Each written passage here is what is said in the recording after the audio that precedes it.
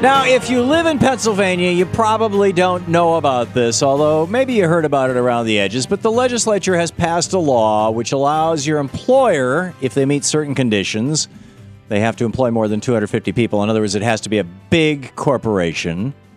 Screw the little guys, right? That allows your employer to take that state income tax that is deducted from your paycheck every week, that at the end of the year you get the statement, or every paycheck you get the statement that says, $28.35 or $212.60, whatever it is, went to state income taxes, allows your employer to keep 95% of that. Just keep it. Use it to jack up their CEO's pay. Now, why would Pennsylvania do this? Well, 19 states have actually done this. It's costing all of us collectively $684 million a year. $684 million a year is being stolen from workers across America who think they're paying state taxes so that they can have things like the state police and highways and good commons and whatnot. And instead is being stolen from them and given to corporate fat cats. This is the big new trend. In fact, this is, quote, stealthy by design.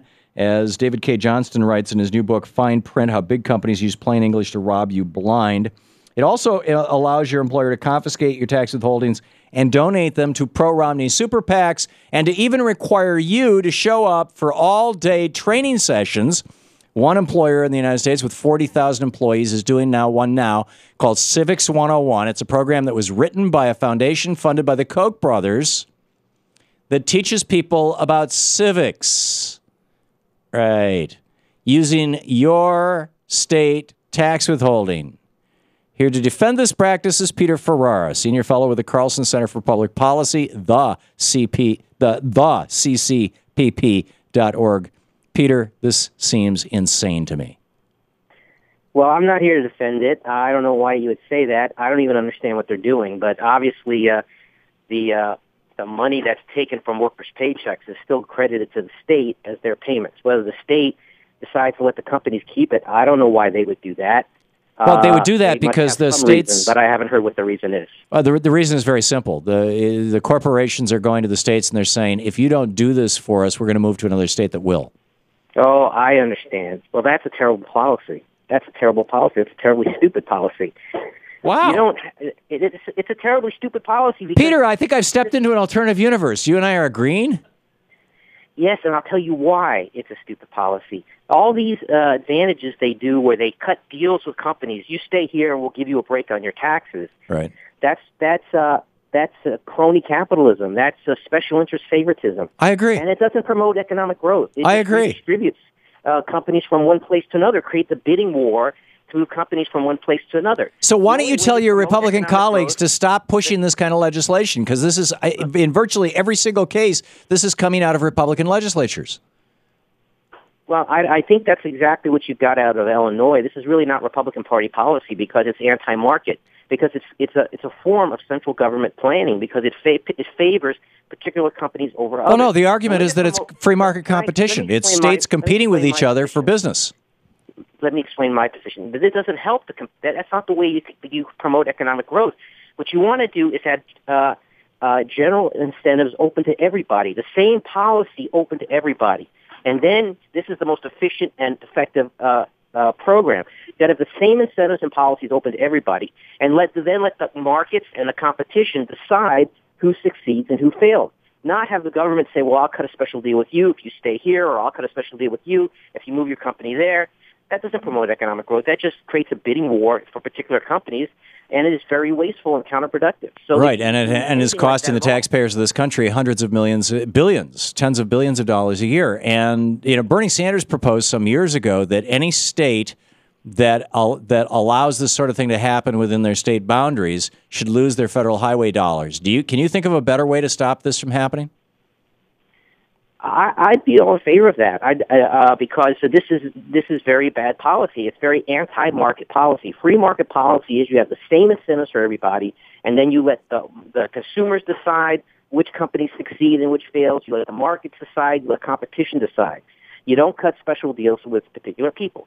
That ends up making everybody poorer. Yeah. Whereas if you have a general incentive, you have low tax rates only regulations that are necessary, and you have a sound dollar. You're going to create. It always works. You create a huge economic boom. It's really four things. But actually, no, it doesn't always work. In fact, when the I'm looking for this thing. I know Louise just handed it to me, and I walked in here with it, but I don't know where it went to.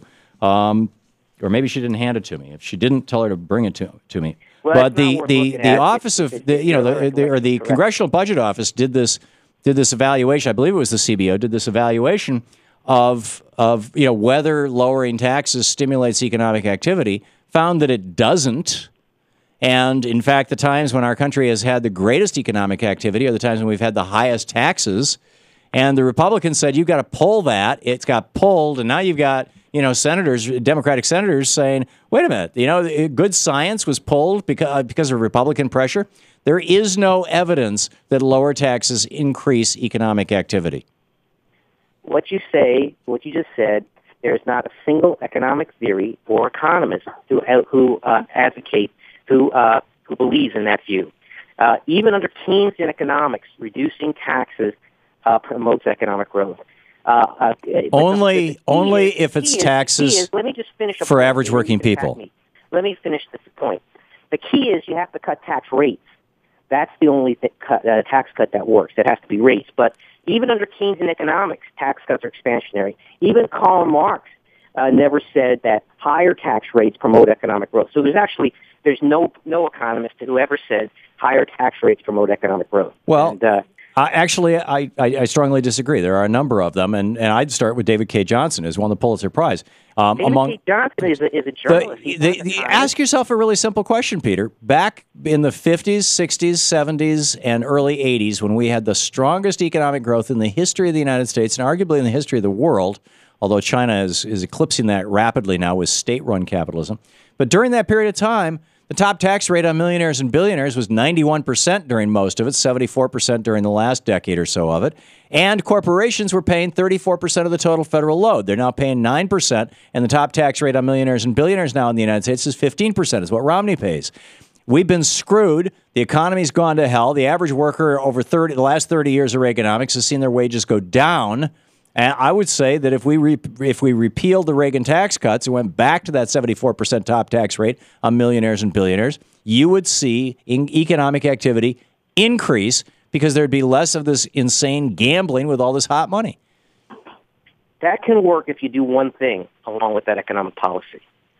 You have to bomb to smithereens every major economic competitor, as we had done in the 1950s. No, it's not true. If you can do that, that policy. We had economic competitors all over the world. Peter, the percentage of our GDP that was represented by international trade before World War II was a little over 3%. After World War II, it was a little under 3%.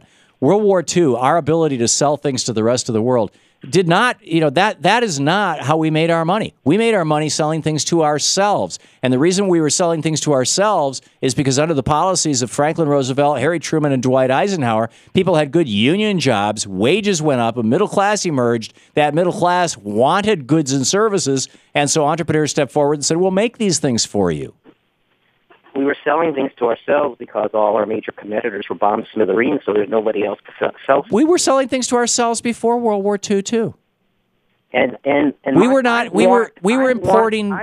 Imports were 3% of GDP before World War II, Peter. It was not a big deal. It's not like today where you can't find anything made. No competition to challenge any of us at all. So you could tax smithereens out of anybody, but because there was nobody who could compete with us. Okay. Peter Ferrara, the Carlson Center for Public Policy, the CCPP. Thank you, Peter. Welcome. Good talking with you. We'll be back.